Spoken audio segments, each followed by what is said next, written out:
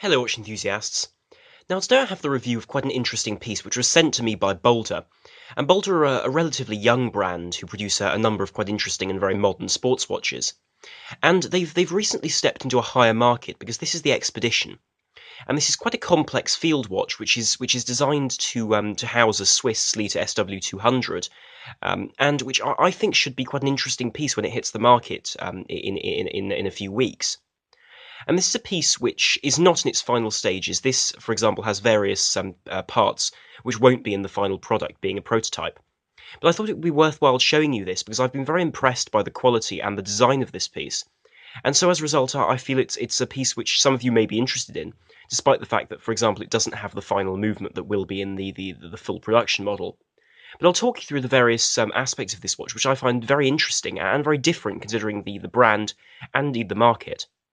However, before I begin the video, I would like to encourage you all to join the Watch Guys, which is my group on Snups, the social media platform for sharing pictures of your collections and interests, and where you can discuss matters of horology with myself and the other enthusiasts, and where I'll do my utmost to reply personally to any questions or video requests you happen to give me. Therefore, I would strongly encourage you to follow the link down below, or download the app which is available for iOS or Android, depending on what you're using to be most convenient, in order to be able to join this group of watch enthusiasts, of which there are now more than 4,000 of us, and enjoy these additional features and interesting details and collections. Now, this watch in question was sent to me by Boldr a few days ago, in fact, and I've been wearing it throughout the days I've had the watch, in order to get a real feel for how it wears and how it sits on the wrist, as well as the general aesthetics and the functionality of this design. And it's worth saying that I'm not being paid in any way to produce this review. I'm producing this review purely because it was sent to me and because I having tested it for several days, find it really fit and interesting to show you, my viewers, and to provide you with an interesting alternative to the conventional standards of the field watch, and a watch which follows similar styles of design to something like a Seiko Alpinist, but at a slightly higher level with perhaps a more complex movement, and potentially more complex case and dial. And this comes in various versions, and the version I have here is the Expedition Kilimanjaro, which is the full DLC coated case and fully blacked out hands and dial. But there are various other versions, such as the Everest, the Rainer, the Fuji, the Aga, and the Rushmore, all of which have different features in terms of case colours and indeed dial colours, depending on what you find most appealing.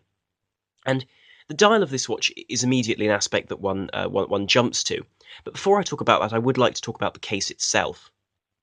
Now, the case of this watch is very conservatively designed, and I think for the better, really, because it will be very easy for Boldr to produce a watch which actually will be overbearing on the wrist. And the diameter of the watch from side to side is in fact 41 millimeters, with a lug-to-lug distance of 48 millimeters and a lug width of 20 millimeters. And this is combined with a thickness of 14.5 millimeters, which is at first thought quite thick, but when one considers the dial, which I'll talk about in a moment, actually it makes a fair bit of sense. And on all of the models in the range, the case is bead blasted, but in this case you have a fully DLC coated case, apart from the Caseback, which has been left bare for the sake of scratch marks and tool marks when being removed.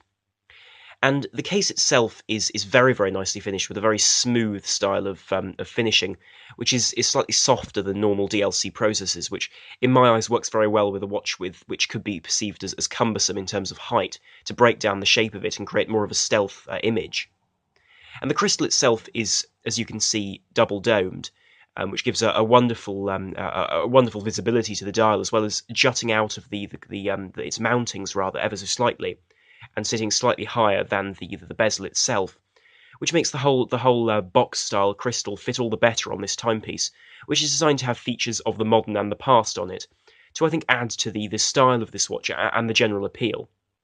And in terms of the visibility of this, because it is anti-reflective coating, though as you can see it is reflecting the inside of my light box rather clearly, the legibility is never really impeded by this, which is really a testament to the care that's been taken in manufacturing. And the anti-reflective coating does give that typical purplish sort of glare to it, but I feel that's of no real problem, seeing as it never really compromises the legibility of this timepiece. And in terms of the dial, you have a rather attractive matte black dial, as you can see, if I can avoid the reflections of the inside of my light box, which I do apologise for. I'm working in slightly different conditions to my usual setup, and I'm still getting used to it, really. and with a slightly different lighting setup, but I think it's all for the better. And the base of the dial is this rather attractive matte black with a raised internal bezel, which is on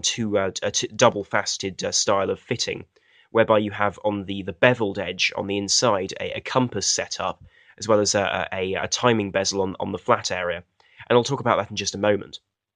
The handset features these syringe-style hands with this paddle-style second hand in that orange, which matches this crown for the bezel. And in terms of the loom, you have a very interesting setup of BGW9 on the numerals and the hands, and then on the indices going around at 1, 3, 5, 7, 9, and 11, you have C3 Luminova. And this means that you get this breakup of colours between blue and green, which I find extremely interesting and I think does add to legibility very profoundly. And on this model, unlike the other models in the range, you have fully blacked out hands, other than that orange tip. And I think that works extremely well in the dark in terms of in low light conditions, because it means that your eye is immediately drawn to the loom area rather than being confused by the form of the hand. Though I do feel it misses out a bit in terms of ultimate legibility during the day, because you do have those points on the hands. But certainly it's no real inconvenience. And if that doesn't float your boat, then there are various other versions without the blacked out setup. And of course, the dial does also feature the military time, which for some will be useful in terms of having that secondary timing, which is incidentally also loomed in C3 Luminova. At 4 o'clock, you see the date, which is again in a windowed and edged date window, which I think helps with the legibility and makes the dial appear somewhat broken up and not too uniform, which I think works well with the fact that the Boldr logo isn't a symmetrical style either. And in terms of the functionality at the front of the watch, this crown at the bottom, both crowns are screw down, but as you can see, this for winding and setting the time features the logo of Boldr, which is very nicely embossed out of the surface, which is a nice feature, and I think it does present quality in a way that engraving simply never can. And similarly over here, you see this crown, which features these orange details, as well as these cuttings into the crown itself, to provide a greater depth of detail and I think aesthetic complexity. Furthermore, if one unscrews the crown, which does incidentally allow this watch to be water resistant to 200 meters, as suggested by the dial, you can very easily wind the watch and indeed hack it. And both of these features will be available with the final movement, which will be a Sellita SW200, so an ETA competitor with 26 joules, a 38-hour power reserve, and a 4 Hz beat rate, which I think is very suitable for a timepiece of this type and is a very reliable, rugged, but still attractive movement. And of course, the crown screws back in very nicely, and I like to screw my crowns backwards before allowing them to bite after a bad experience when I removed the threading from the inside of a crown from one of my watches, which, believe me, was a real hassle to get fixed. And having these two screw-down crowns means that you get a full water resistance of 200 meters, which in my eyes is pretty admirable for a field watch, which isn't necessarily designed to come into contact with large bodies of water on a regular basis, but nonetheless it's excellent to see that you could actually dive with this watch if you so wished. And this is, of course, facilitated by the screw-down crowns, and the most interesting one is this one at 2 o'clock, which once disengaged and popped out, and you'll notice the very significant seals and build around the stem of the crown, which really has no play whatsoever. You get this ability to set the internal bezel. If I can just focus the camera, there we are, to be able to set this internal bezel. And this means that if lined up with the minute hand, you're able to very quickly time any length of time or event, which is a real help, I feel, for a watch which is designed to be used in the field. Additionally, you can use this as a style of compass, and that really in the northern hemisphere at least is by lining the hour hand up with the sun, and then the distance between that and 12 o'clock should be divided by 2. And in the northern hemisphere, that will be approximately south, whilst the opposite direction will, of course, be north, and this is inverted in the southern hemisphere. It's also worth noting this works better the closer to the gap between the poles you are, and works at its worst if you're, for example, on the pole or indeed at the equator. But certainly this is still a help and does still provide you with a fairly reasonable understanding of where you lie on the globe, and which direction you're going in, which really, after all, follows in the footsteps of, for example, the Seiko Alpinist, in terms of providing you with an ability to judge your location. And the caseback of this watch is quite a curious affair as well, because we see an exhibition caseback with a secondary a layer of sapphire glass, which is something rare actually to see. And in this watch, you can see it has an undecorated Seiko NH35 movement, which is merely the test bed movement to be used in the prototype. The final version, rather, will use a Sleater SW200, and that's why this is in fact designed to the proportions of that movement. And you can see there's a bit of gap in there. But certainly this is still a robust movement. But I'm glad to see that they're using a full Swiss movement, just for the sake of the fact that it does offer a certain prestige. Despite the fact that it's a very heavily used movement, it is a movement which is very smooth to operate and an attractive one at that. Now, you'll also notice that the caseback features these contour lines on its surface.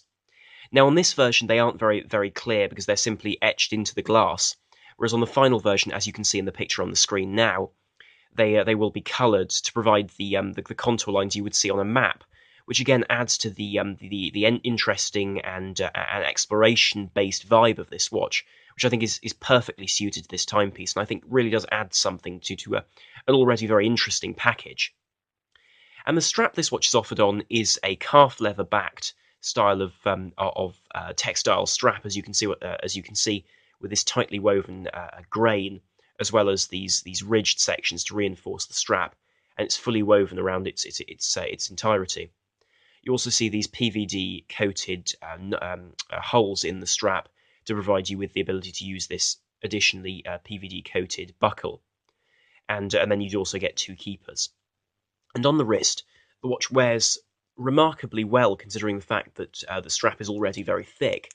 And I have relatively slim 6.5-inch wrists, but it does fit very nicely on the wrist. My only complaint really would be that the strap can at first, before you've worn it for a while, be very cumbersome to wear, simply due to its thickness and the fact that it's quite stiff. Additionally, I have found that depending on the time of day, the holes, due to the immense gap between them, can be very difficult to bridge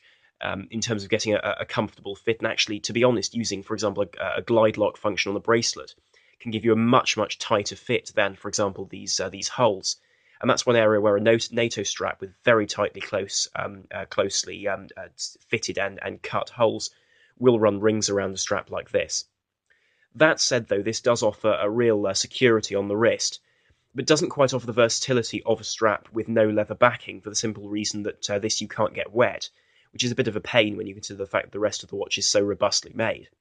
It's also worth noting that you can see this is a prototype, judging from the serial number on the side of the case. But as you can see, it fits very nicely, and at 48mm from lug to lug, it does sit very neatly across the wrist. Furthermore, its height at 14.5mm doesn't really prove to be an obstruction of any sort, and doesn't cause any trouble whilst wearing the watch, which is a real relief, because that would have been a concern, I feel, especially with that domed crystal. But thanks to the sloped bezel and sloped crystal, most cuffs are able to slide very cleanly over the top without any problem, though of course dress cuffs wouldn't be an option with this timepiece. Additionally, the crowns certainly don't dig into the wrist at all if you move it, which is a real benefit, and something which I think could very easily have become a problem. And if any one trait could be seen as this watch's pièce de résistance, it would have to be the lume. Now, as you can see, the luminescence of this watch doesn't extend to the bezel of the timepiece, but nonetheless offers fantastic legibility with that blue BGW9 luminova, as well as the green C3 luminova, which really does help to build a fantastic picture of the time on the dial. And with the luminescence split between those two colours, you can also very quickly orientate yourself around the dial and give yourself an idea of which way the dial is pointing at a glance.